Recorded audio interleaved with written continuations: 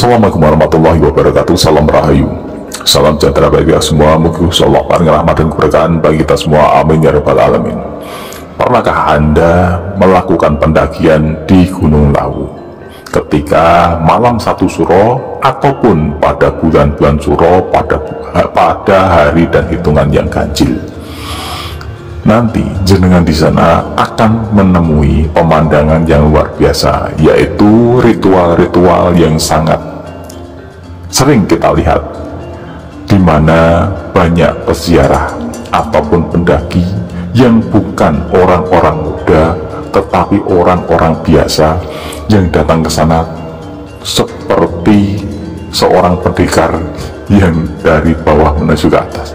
Tetapi di sini kita tidak membahas tentang pendakiannya, kita bahas tentang lokasi dan ada di Gunung Lawu itu. Pertama, jika kita memulai pendakian dari Cemoro Sewu ataupun Cemoro Kandang, nanti biasanya kita akan disambut dengan gerbang yang namanya gerbang alas Cemoro Sewu ataupun alas Cemoro Kandang. Di sana adalah gerbang masuk pertama ketika orang ingin mendakinya.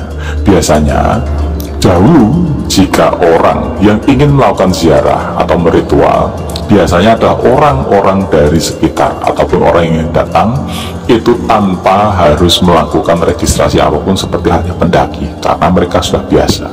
Mereka tanpa pakaian tebal, hanya memakai caping, kadang memakai udeng-udeng ataupun pakaian yang biasa dipakai sehari-hari. Bahkan yang ekstrim adalah mereka tidak pakai alas kaki untuk naik ataupun turun ke atas, karena mayoritas para peziarah ini adalah pada dasarnya adalah orang yang sudah eksis di dunia seperti itu dan fisiknya tergembleng karena keseharian mereka biasanya adalah petani ataupun orang yang berada di ladang, sehingga kaki mereka ngapal, tidak masalah naik sampai ke atas. Kenapa tidak dingin? Karena mereka juga sudah biasa dengan gemblengan alam seperti itu. Wallahu alam. Lalu ketika kita naik, di setiap tikungan, setiap pos, nanti kita jumpai adanya suatu tengar yang biasanya nanti diberikan sesaji atau dupa. Tengar ini adalah pintu yang dimana setiap pintu itu ada trap-trapannya.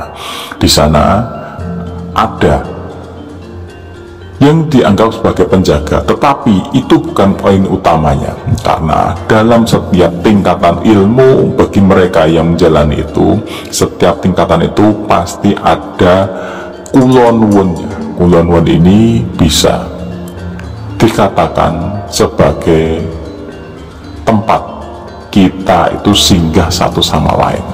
Nah, puncak dari itu nanti kita menuju Hargodalam, tetapi di situ nanti ada sumur Arcopodo yang memiliki nilai yang memiliki daya mistis bagi orang-orang yang ada di sana. Ingat, Gunung Lawu ini adalah petilasan ataupun monumen yang ada kaitannya dengan Prabu Brawijaya kelima. Tentu saja jika berhubungan dengan Prabu Brawijaya kelima, ini juga berurusan ataupun berhubungan dengan kerajaan Majapahit, dan di situ Hargodalam adalah tempat Prabu Brawijaya yang kelima muksa. Wallahu alam. Tapi disitulah banyak sekali orang menjalankan ritual. Bagi mereka, ritual ini bukan suatu untuk menyembah yang di situ ataupun menyembah leluhur.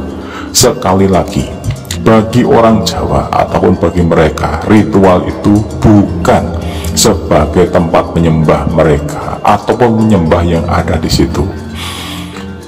Ritual ini dijalankan sebagai tempat untuk introspeksi diri, rasa syukur, pengembelengan diri dari tingkat bawah ke tingkat atas. Dari bawah sampai atas itu adalah filosofi kita hidup dari bawah menuju ke atas, yang akhirnya menuju puncak yang namanya tingkat kadewatan ataupun tingkat ketuhanan. Dan orang berdoa tidak harus di tempat leluhurnya, tetapi bagi orang Jawa, orang lebih marem ketika beliau datang ke tempat yang berkaitan dengan leluhurnya, karena akan merasa dekat dan masih terhubung dengan beliau-beliau ini yang masih hidup di sana. Nah, inilah rasa yang ditanamkan bagi orang Jawa. Tidak harus datang pun tidak masalah, tetapi akan lebih afdal ketika leluhur kita diziarahi di tempat di mana beliau pernah melakukan ataupun menjadi tenger beliau-beliau ini ada. Nah, itulah kenapa orang melakukan ritual ataupun melakukan persembahyangan di tempat di Gunung Lawu. Salah satu yang menjadi poin adalah Prabu Brawijaya yang kelima, di mana di sana Prabu Brawijaya yang kelima mongso sebelum dulu dihijrahkan, bersyahadat dihijrahkan oleh Kanjeng Sunan Kalijaga lewat perdebatan panjang dan diskusi panjang ketika beliau merasa tersingkir dari kerajaan Demak. Wallahu alam. Semua cerita adalah cerita, ritual ada ritual, tetapi yang pasti apapun yang kita jalani tidak ada yang tidak mungkin dan tidak ada yang tidak dilarang. Ingat, salah satu kenapa beberapa pendaki ini yang melakukan ritual tidak memakai pakaian seperti hanya para pendaki, dan mereka kenapa kuat? Satu, karena niat dari bawah. Mereka bukan orang sakti, tetapi orang yang memiliki niat kuat.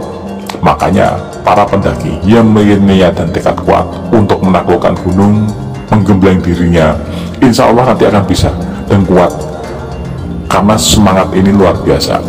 Yang kedua, bukan karena kebiasaan, tetapi memang mereka digembleng di alamnya agar menjadi kuat. Tidak hanya di medan gunung, tetapi di medan pekerjaan dan keseharian mereka. Rata-rata orang yang mendaki untuk ritual ini, kita bicara latar belakangnya rata-rata adalah petani, pekerja di bidang konstruksi, ataupun orang-orang biasa. Dan mereka itu adalah orang-orang yang tidak menginginkan kekayaan, tidak menginginkan kemuliaan, tetapi menginginkan cukup karena Gusti Allah, bukan karena yang lain. Orang yang sudah kaya nggak mungkin melakukan itu. Orang yang sudah kecukupan tidak mungkin melakukan itu. Tetapi orang yang bersyukur, introspeksi, dan selalu mengharap keriduan dari pangerannya lewat leluhur-leluhurnya dan kerinduan-kerinduan terhadap leluhurnya, tetap akan melakukan itu. Orang yang sudah sukses tidak mungkin akan naik gunung, melakukan ritual, dan melakukan pemujaan kepada mereka. Semoga ini bermanfaat. Jadilah bangsa yang menghargai budaya leluhurnya dan selalu eling akan leluhurnya. Semoga ini bermanfaat. Wassalamualaikum warahmatullahi wabarakatuh.